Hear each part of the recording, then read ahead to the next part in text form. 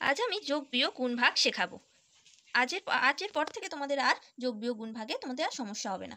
দেখো এখানে কত আছে, এটা হচ্ছে এককের ঘর, এটা হচ্ছে দশকের ঘর। এ মানে একক, দ মানে দশক। ঠিক আছে, এখানে দেখো চার, নিচে কত আছে, 4 আছে, আর তার উপরে 3 আছে। তাহলে 4 মানে 4টে দাঁড়ি কাটবো, 3 মানে 3টে।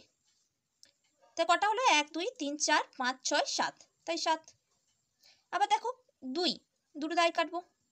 6 মানে 6টা দাঁড়ি কাটবো, 1 2 3 4 5 6, নিচে দুটো কাটলাম। ঠিক আছে, তাহলে 4টে আর দুটো 6টা, 7টা 8টা, তাহলে কটা হলো 8।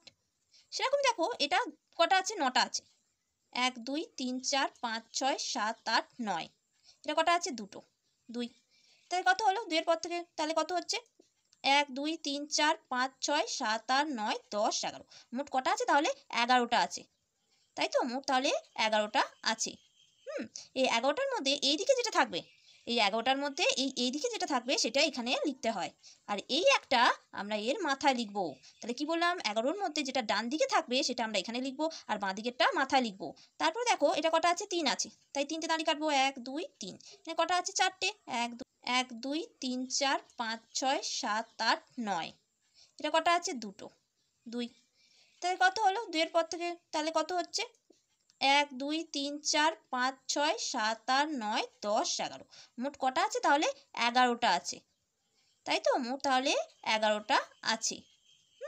এই 11টার মধ্যে এইদিকে যেটা থাকবে, এই 11টার মধ্যে এইদিকে যেটা থাকবে সেটা এখানে লিখতে হয়। আর এই একটা আমরা এর মাথায় লিখব। তাহলে কি বললাম, 11ওর মধ্যে যেটা ডান দিকে থাকবে সেটা আমরা এখানে লিখব, আর বাঁ দিকেরটা মাথায় লিখব। তারপর দেখো এটা কটা আছে, 3 আছে, তাই 3টে দাঁড়ি কাটবো, 1 2 3। এখানে কটা আছে, 4টে, 1 2 3 4। ওপরে আর কটা আছে, একটা আছে, তাই তো। তাহলে কটা হচ্ছে মোট, দেখো 1 2 3 4 5 6 7 8, কটা হলো, 8টা। ওকে, এখানে দেখো বিয়োগ, এটা যোগ হলো, এবার বিয়োগ। বিয়োগে দেখো এখানে কি জানি আমরা, বড় বড় সংখ্যা উপরে থাকে বিয়োগের সময়, আর নিচে থাকে ছোট সংখ্যা। দেখো বড় আছে 9, তাই 9টা কাটবো, 1 2 3 4 5 6 7 8 9। এখানে জায়গা ধরলো না, তা এদিকে জায়গা ধরছে না, তাই এদিকে করলাম আমি। ঠিক আছে, তাহলে দেখো নিচে কটা আছে, 5টা। উপরে 9টা ছিল, তাই 9টা দাঁড়ি আগে কেটে নেবো। নিচে কটা আছে সেটা দেখবো, নিচে আছে 5টা, তাই 5টা দাঁড়ি আমরা বাদ দিয়ে দেবো, কেটে বাদ দিয়ে দেবো 5টা দাঁড়ি। দেখো 1 2, ঠিক যেখানে আমরা শেষ করছি সেখান থেকে বাদ দেবো। ঠিক আছে, 1 2 3 4 5, 5টা কেটে আমরা কি করলাম, বাদ দিয়ে দিলাম। তাহলে কটা পড়ে আছে, দেখো 1 2 3 4, 4টে পড়ে আছে, তাই তো, তাই আমরা এখানে 4 লিখবো। এই দেখো 7 আর 7, কত আছে, ওপরে কটা আছে, 7টা আছে, 7টা আমরা দাড়ি কাটি, এদিকে কাটছি। হ্যাঁ, 1 2 3 4 5 6 7, তাই তো 7টা আছে, নিচে কটা আছে, 7টা, তাই 7টা কেটেই তো আমাদের বাদ দিতে হবে। 1 2 3 4 5 6 7, কিছু কি পড়ে থাকছে না, কিছু অবশিষ্ট আর পড়ে থাকছে না, 7টাই কেটে যাচ্ছে, তাই 0। ঠিক আছে, আবার দেখো এখানে ওপরে কি আছে, ছোট সংখ্যা, নিচে কি আছে, বড় সংখ্যা। 2 এর থেকে 0 কি ছোট হয়ে যাচ্ছে, তাহলে তো অঙ্ক হবে না আমাদের। সবসময় বিয়োগের সময় আমরা কি জানি, বড় সংখ্যা উপরে থাকে, তাই কি ধরবো, শূন্যর আগে একটা 1 ধরে নেব। শূন্যের আগে কি ধরে নেব, একটা 1 ধরে নেব। তাহলে কত হচ্ছে, 1 0 10 হচ্ছে। ঠিক আছে, 10, এবার 10-এর থেকে 2 বাদ দেবো। 10-এর থেকে 2 বাদ দিলে কত হয়, 1 2 3 4 5 6 7 8 9 10। 10-এর থেকে আমরা যদি দুটো বাদ দিয়ে দিই, তাহলে কটা হচ্ছে, দুটো বাদ দিয়ে দিলে 1 2 3 4 5 6 7 8, 8টা হচ্ছে, তাই 8। আবার দেখো ওপরে যেটা থাকে তার সাথে, ওপরে যেটা থাকে তার সাথে এই নিচেরটার কি করতে হয়, যোগ করতে হয়। এই ওপরে যে সংখ্যাটা থাকে তার সঙ্গে এই নিচেরটার আমরা যোগ করতে হয়। তাহলে 1 আর 1 যোগ করলে কত হয়, 2 হয়। এবার যোগ করার পর 2 হলো, 2-এর সাথে এবার 3-এর বিয়োগ করতে হয়। তাহলে 2 3টে কাটি, 1 2 3, 3টে থেকে যদি দুটো বাদ দিয়ে দিই, কটা থাকছে, একটা, তাই 1 লিখলাম। বুঝতে পেরেছো? তাহলে কি সবসময় কি করতে হয়, শূন্য থাকলে, ওপরে যদি ছোট সংখ্যা থাকলে 1 ধরতে হয় তার আগে, তারপরে 10 কাটলে, 10টা কাটলাম, তার মধ্যে থেকে এখানে যা থাকবে সেটা কেটে বাদ দেবো, যটা পড়ে থাকবে সেটা এখানে লিখবো। এই ওপরটার সাথে যেটা হাতে থাকবে তার সাথে নিচে যোগ করতে হয়, যোগ করার পর যেটা মানে যোগ করার পর যেটা পড়ে থাকবে তার সাথে আবার 3-এর বিয়োগ করব। ঠিক আছে, এখানে দেখো গুণ বলেছে, এবার যোগ বিয়োগ হয়ে গেল, গুণ। গুণ দেখো 2 8 আছে। হ্যাঁ, 2-এর নাম তো 8 ঘর অবধি গুনবো। 2 1 কে 2, 2 দুগুণে 4, 3 দুগুণে 6, 4 দুগুণে 8, 5 দুগুণে 10, 6 দুগুণে 12, 7 দুগুণে 14, 8 দুগুণে 16। তাহলে 8 দুগুণে কত হচ্ছে, 16 হচ্ছে। 8 দুগুণে 16 হচ্ছে। এবার 16-র ঠিক ডান দিকেরটা আমরা লিখবো। ডান দিকে কত আছে? 6, 6টা এখানে লিখবো, আর একটা বাঁ দিকে যেটা আছে সেটা এর মাথায় লিখবো, মানে একটা হাতে আছে। 6টা এখানে লিখবো, আর হাতে কত আছে? 1 আছে। এবার 2-এর সাথে এবার 3-এর গুণ করবো। 2-এর সঙ্গে একবার 8-এর গুণ করবো, একবার 2-এর সাথে একবার 3-এর গুণ করবো। 2-এর সাথে 8-এর গুণ করে হলো 16, হাতে 1। এবার দেখো 3 দুগুণে 6, এবার 2-এর নামটা 3 ঘর গুনবো। 2 1 কে 2 দুগুণে 4, 3 দুগুণে 6 হচ্ছে। 6-এর সাথে এই 1-এর যোগ করবো, তাহলে 3 দুগুণে কত হলো? 6।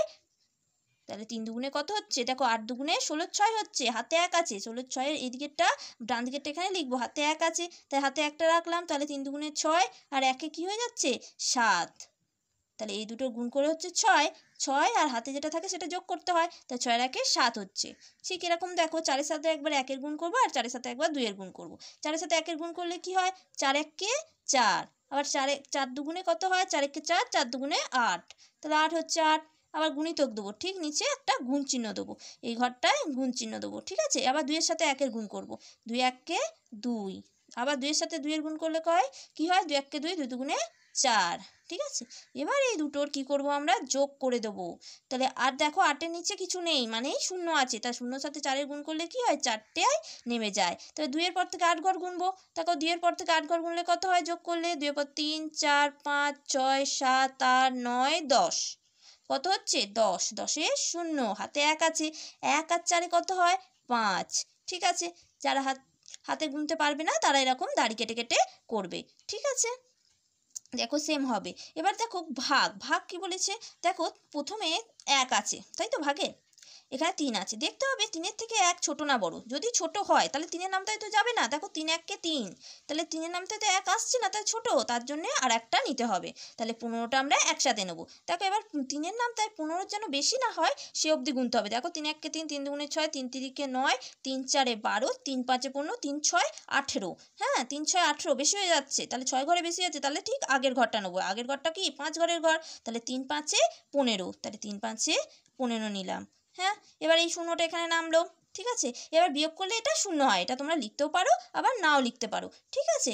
এখানে লেখার দরকার হয় না, ঠিক আছে, তোমরা লিখতেও পারো নাও লিখতে পারো। এবার দেখো শূন্যটা নামালো, বাঁদিকে এই যে শূন্যের দরকার পড়ে না। তা এবার কোনটা পড়ে আছে? শূন্যটা পড়ে আছে, তাই শূন্যটা নামালাম। দেখো 3-এ 0 0 হয়, তাই তো। তাহলে কি হয়েছে? মিলে যাচ্ছে, তাই কেটে যাচ্ছে, এটাই তাহলে ভাগফল।